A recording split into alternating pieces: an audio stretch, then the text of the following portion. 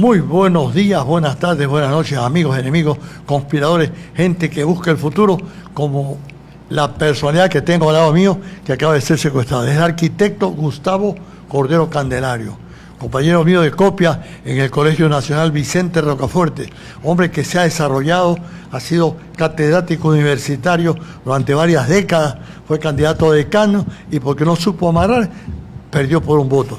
En todo caso, hombre, un pensador espiritual extraordinario, y lo tengo aquí conmigo. ¿Por qué usted accedió a venir aquí, arquitecto Gustavo Cordero? Porque considero que si puedo aportar en algo para el conocimiento más exhaustivo de lo que significa la Navidad, lo que significa la Nochebuena, y sobre todo el personaje trascendental como lo fue Jesús de Nazaret y luego conocido como Jesucristo. Entonces, pudiendo por lo menos sembrar una inquietud a la distinguida audiencia, accedí de mucho gusto.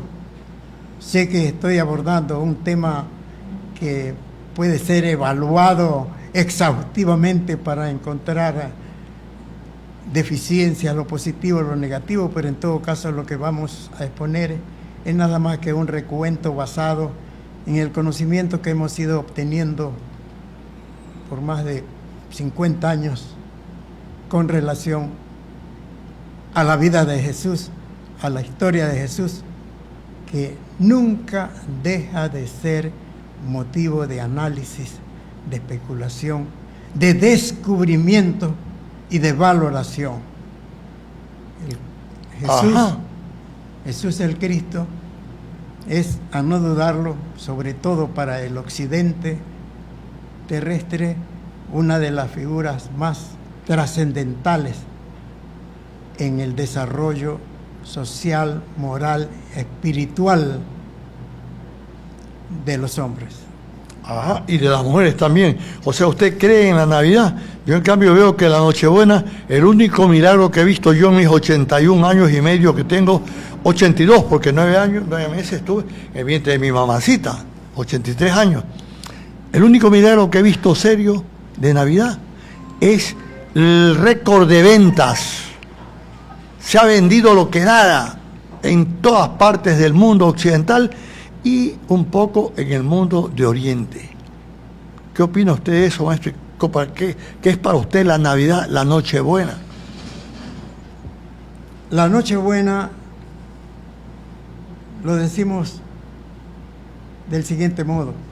Abordamos la historia de Jesús como la del desarrollo de un individuo, un palestino,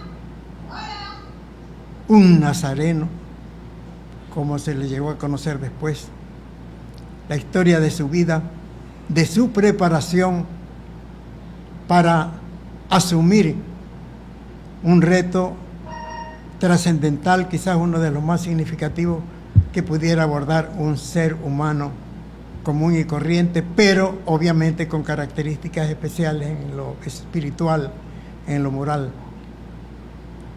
Ajá. ¿Por qué trascendental? Porque la preparación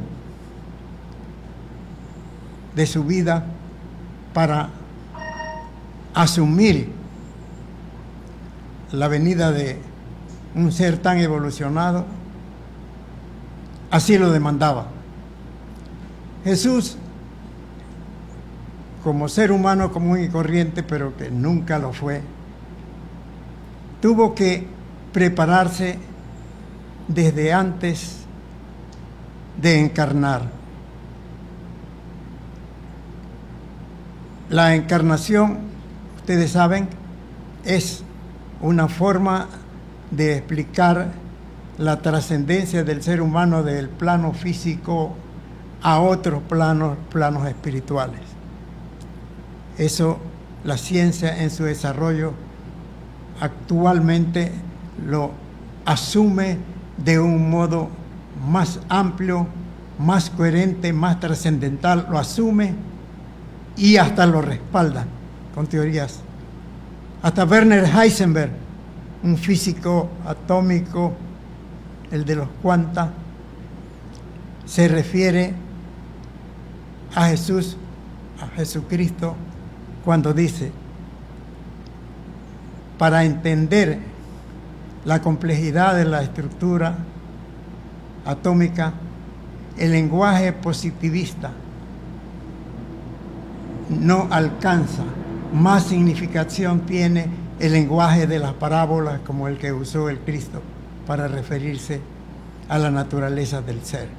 Habla de parábolas. ¿Me puede rescatar alguna? Yo le digo la verdad, que con tanta, no digo invasión, pero tanta información religiosa que a veces somete a los pueblos, yo tengo la cabeza llena de Buda, de Krishna, de Jesús y un montón de personajes históricos o no, que de alguna manera me han vuelto en el cerebro. Pero ¿qué parábola podría usted rescatar del Mesías Jesús? Ya, más adelante nos referiremos a alguna de ellas. Ajá. Veamos la parte que nosotros consideramos el arranque para entender esto de quién es Jesús. Ajá. Y quién es el Cristo. Jesús era un hombre que había alcanzado un alto nivel de desarrollo a través de las vidas que había tenido, las encarnaciones anteriores. Un alto nivel de desarrollo, era quizás el ser más exaltado de lo que se llama la fase de desarrollo humana, porque hay un desarrollo divino, hay un desarrollo humano. El desarrollo divino corresponde a las altas jerarquías creadoras que nosotros los identificamos como Dios, trono, deidades, ser supremo. Pero en el caso de Jesús, como habría de cumplir una misión especial en la tierra, siendo el desarrollo más eficientemente logrado en un ser humano, fue preparado desde su nacimiento, y quizás desde antes de su nacimiento fue preparado para alojar a un ser tan especial, de tan alto desarrollo como era el Cristo. El Cristo en la categoría de angélica es un arcángel. Tenemos ángeles, arcángeles, serafines, querubines, tronos, ser supremo. Pero en todo caso, nosotros nos quedamos en el nivel.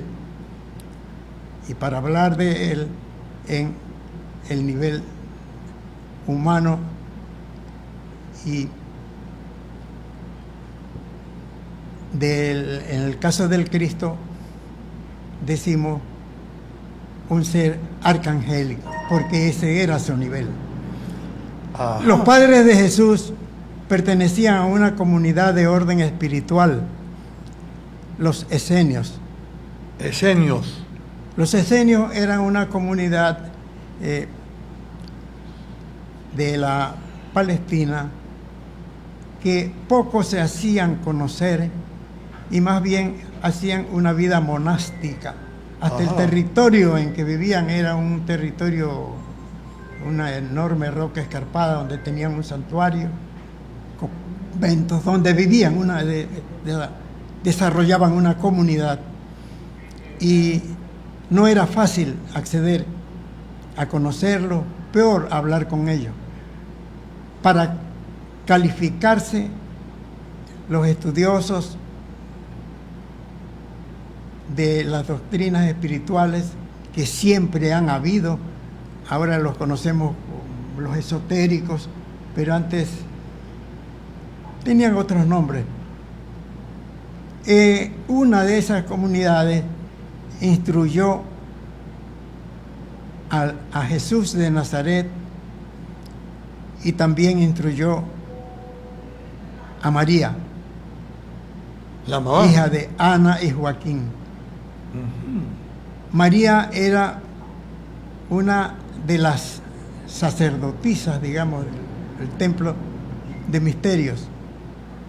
Y ella fue escogida, fue seleccionada para procrear junto con José a Jesús. ¿Quién la escogió? La escogieron los sacerdotes, recibió señales de arriba. Hay una situación que es clave considerar. Cuando se tiene un desarrollo espiritual especial, es sensible a la presencia de oleadas de vida de tipo espiritual como los ángeles. Los ángeles son mencionados mucho, no solo en los libros cristianos o católicos, sino en casi todas las confesiones religiosas del mundo. Lo que cambian a veces son los nombres, pero las oleadas angélicas están siempre cerca del hombre. Ella justamente fue mencionada, fue enterada de que iba a desarrollar un gran papel, se dice, por un ángel. Y bien, la preparación y la concepción de Jesús con seres tan poderosamente desarrollados en lo espiritual era un sacrificio. Ellos hacían votos de castidad para toda la vida. El ocupar esa función no implicaba que sería a través de el sexo.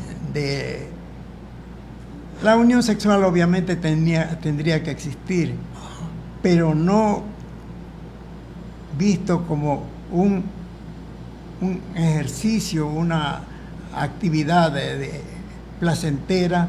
El placer era más bien espiritual. Para ellos era una especie de sacrificio, porque lo que era justamente criticado y desechado, ustedes saben, eran las actividades que se hacían orgiásticas y de desorden moral en esas comunidades. Obviamente, vale considerar también que no estamos hablando de hace 50.000 años, apenas estamos hablando de 2.000 años atrás, 2.025 años atrás, no es mucho. Entonces, el acontecimiento por desarrollarse con la encarnación del Cristo no está tan lejana, de cierto modo. Sabemos que ha habido culturas de 15.000, 20.000, 50.000 años de evolución. Por eso es que, de cierto modo, la enseñanza del Cristo sigue teniendo vigencia de un modo actual, cada vez como que se renueva. Bien, como consecuencia de esa unión, el producto sería justamente el de un avatar en el caso de Jesús, con capacidades y sensibilidades que pudieran dar cabida a un excelso arcángel, como sería el Cristo. ¿Qué es un avatar para la comunidad? Un avatar es un guía que surge, el avatar surge por especie de encargo de proyectarse de un modo trascendental a las condiciones de un medio ambiente social, cultural, económico, de proyectarse de un modo significativo, pero hacia adelante, con progreso, con desarrollo. Pero sobre todo, la idea del avatar o de avanzada es el hecho de ser el líder, el promotor, el generador de un cambio. Ese es un avatar. Un avatar no cambia las condiciones solo inmediatas de su comunidad. Un avatar trasciende desde el punto de vista territorial, desde el punto de vista espacial, las condiciones de un medio determinado. pero generalmente un avatar siempre es el que anuncia un cambio trascendental para beneficio de la comunidad. Ajá, o sea, según lo que usted nos explica, arquitecto Gustavo Cordero, entonces María y su hijo del alma lograron ser, hacer y trascender. También me habló de que era producto de varias encarnaciones. ¿Qué es eso? Le decía hace un momento que la encarnación más elevada que había en el momento en que aparece Jesús era la de Él. Nosotros venimos evolucionando desde que estábamos en el Sol. Ustedes saben, el Sol, los planetas que existen, constituyen el sistema planetario, son fragmentos arrojados al espacio desde el Sol. El Sol se considera que es la morada del Ser Supremo. Jehová, el Espíritu Santo, es la segunda persona, Jehová o el Espíritu Santo es el regente de la luna. Yahvé o Jehová, Él propició o hizo posible o se constituyó en el factor fundamental de la evolución de muchas razas en el planeta, de mucho desarrollo. Pero en el caso de Jehová,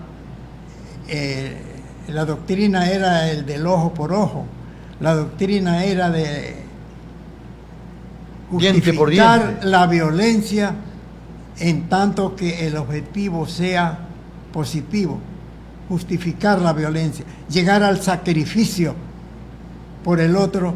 Eso es fundamentalmente, pero siempre en un contexto de violencia.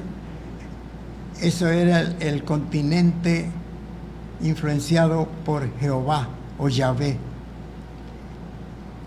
Eso ocurrió por décadas. O centurias.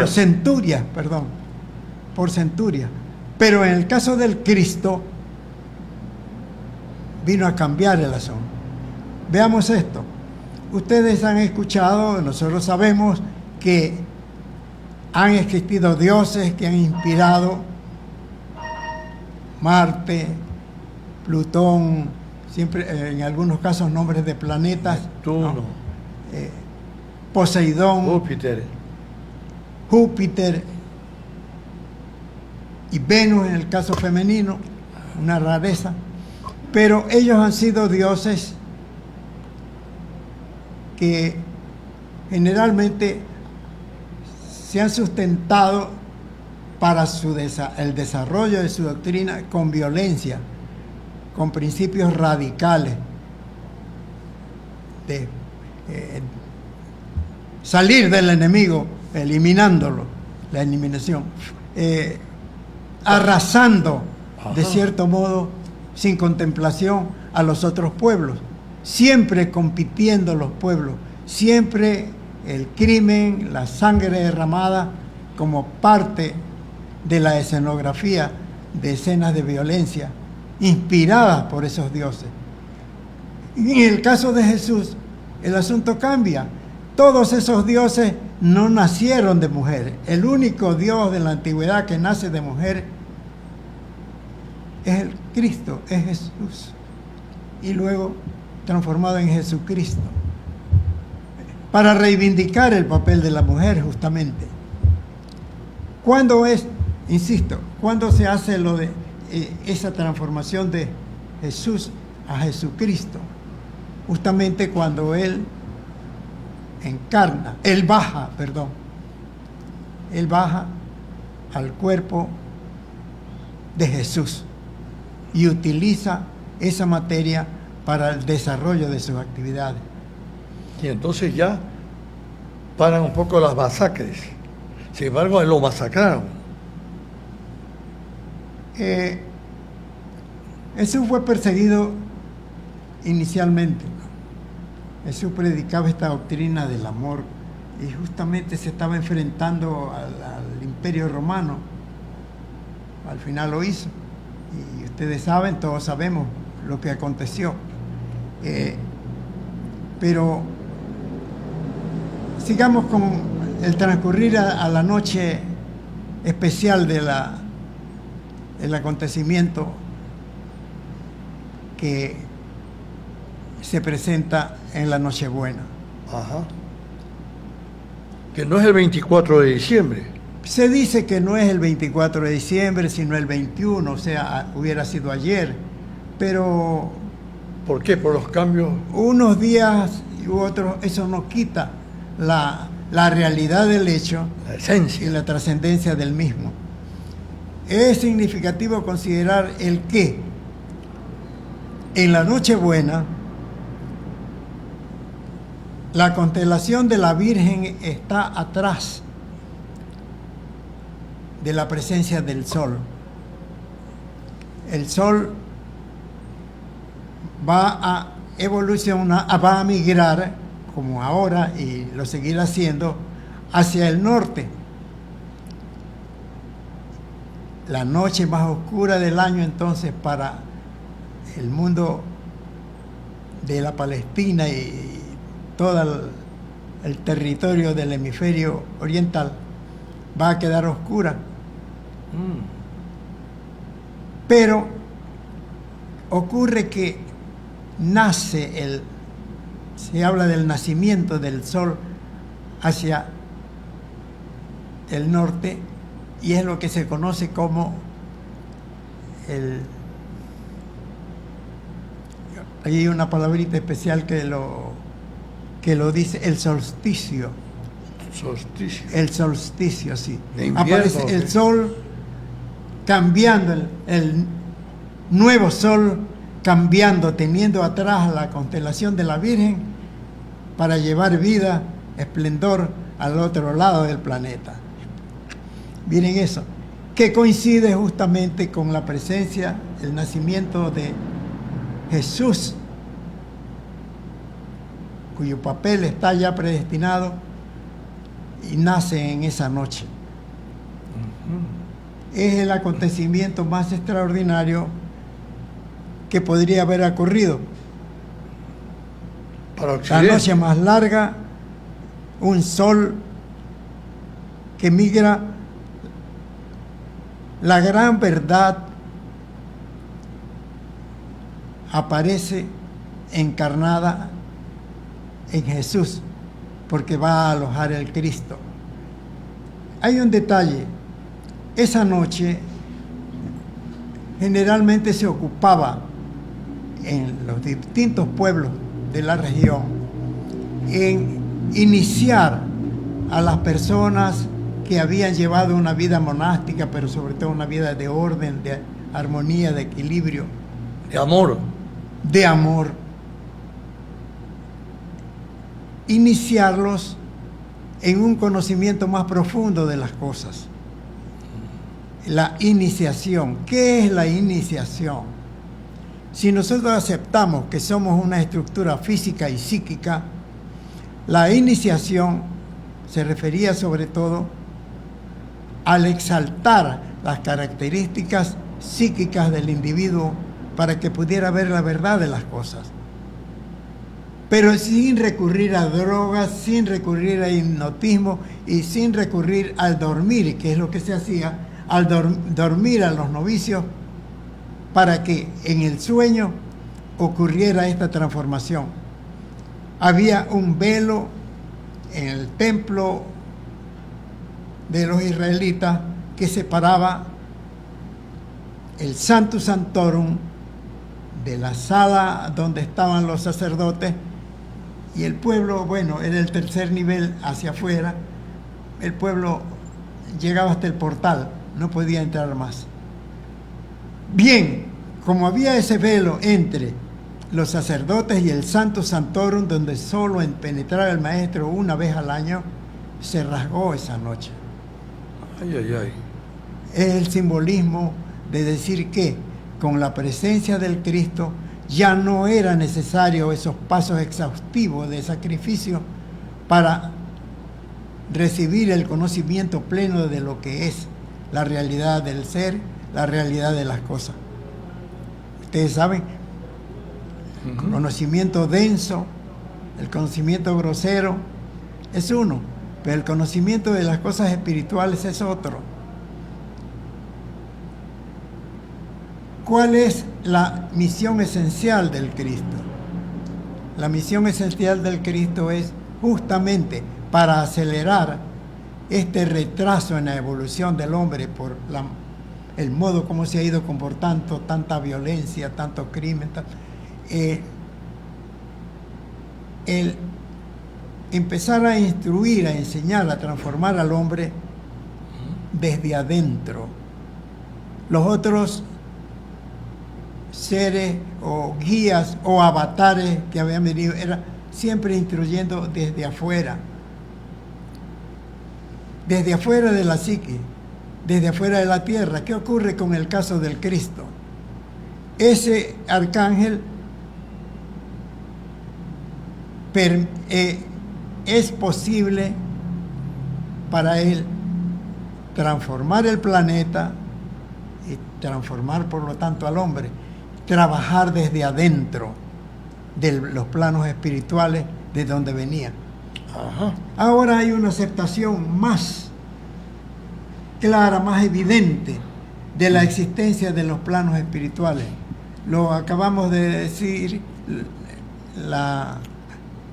el comentario, la referencia que hacía Heisenberg, un físico atómico, que más coherencia tiene el lenguaje de la parábola que el de la física, en tanto que la parábola te permite una inferencia más general de lo que es la realidad interior.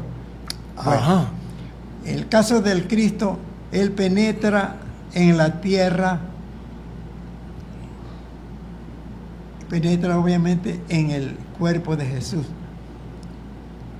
La frase que él dice, coman cuando la cena, mira, coman mi cuerpo y beban mi sangre. Ajá. Este es mi cuerpo, esta es mi sangre. Él no dice, esto simboliza mi cuerpo, esto simboliza mi sangre, no. Él lo dice. Y a uno se le pasa eso, ¿no? No se dan cuenta de la trascendencia de la frase. Ajá. Es totalmente diferente. No es una analogía, es la certificación de una verdad. Maravilloso. Dios perdona, el tiempo no. Me han sacado tarjeta amarilla y está el invitado próximo ahí. Pero yo le rogaba lo que le pedí al iniciar, alguna parábola del maestro. Y usted, que es poeta, ha construido algunos de sus maravillosos trabajos relacionados con Jesús, el Nazareno. Ya. La parábola aquella de más fácil se enterará un camello en el reino, los cielos que, perdón, En el ojo de una aguja y un rico del reino de los cielos. ¿No es antisocial eso? Es la afirmación de que no es precisamente los bienes materiales lo que hacen trascender al ser humano, sino unas cosas más sutiles, algo más sutil. El ser, no el tener, el amor, el sacrificio, la bondad, la solidaridad, valores humanos que vinieron justamente a ser inaugurados con el Cristo. Antes no había el altruismo, el vecino no se ocupaba de la vida del otro, todo era una conquista y desarrollo de la vida duro. La solidaridad no existía como puede haber ahora. Destrucción del malvado, ¿no? Pero no, antes era el malvado, eliminarlo. Dios santo. Y ustedes saben el nivel de violencia que existe ahora. ¿Qué más? En el mismo Israel. Claro. No puede, el ejemplo no puede ser más evidente. Y dice que Jesús era judío o palestino. ¿Cómo es la cosa? ¿Era israelí? Jesús era israelita. Obviamente la Palestina es un gran territorio, entonces los envuelve a todos. Ajá. El caso de Jesús nació como judío porque era uno de los pueblos más rebeldes para integrarse, y lo sigue siendo, rebelde para integrarse a convivir con otra comunidad. Ay, ay, ay. Entonces ustedes ven actualmente lo que ocurre, ¿no? Claro, Pero matan a mucha gente. En todo caso terminemos diciendo que ¿Sí? la doctrina del amor que predica es lo que puede salvarnos de las situaciones actuales. Hay un autor, Angelus Silesios, que dice: aunque Cristo renazca 1000 veces en Belén, si en ti mismo no nace, tu alma sigue extraviada. No importa que en el Gólgota contemples levantada la cruz, si no es un Gólgota, tu corazón también. Ay, ay, Y su ay. sentencia máxima: amaos los unos a los otros. ¿Y por qué me mira a mí? Para recordárselo nada más, porque yo sé que usted a veces nos envuelve el tráfago de la circunstancia y el ser esencial de uno se esconde. Qué maravilloso, mi hermano Gustavo. Pero no me mostró uno de los tantos poemas que usted hizo. Un poema chiquito, ya me está esperando el maestro ahí invitado, pero una cosa chiquitita de 1 minuto nada más. Cualquier poema suyo. Estamos, palabras amarradas que nos duelen, rectángulos de luz llenos de sombra, confidenciales solo con la almohada. Confiar entonces, la palabra es viento, se agotarán los líderes y entonces mejor es que marchemos con el viento si que tengamos que luchar por las camisas. Ya esperamos ayer llenos de miedo. Qué maravilla, Gustavo Florencio Candelario Cordero. Un encanto haber conspirado con usted, maestro. Muchas gracias. Muchas gracias a usted.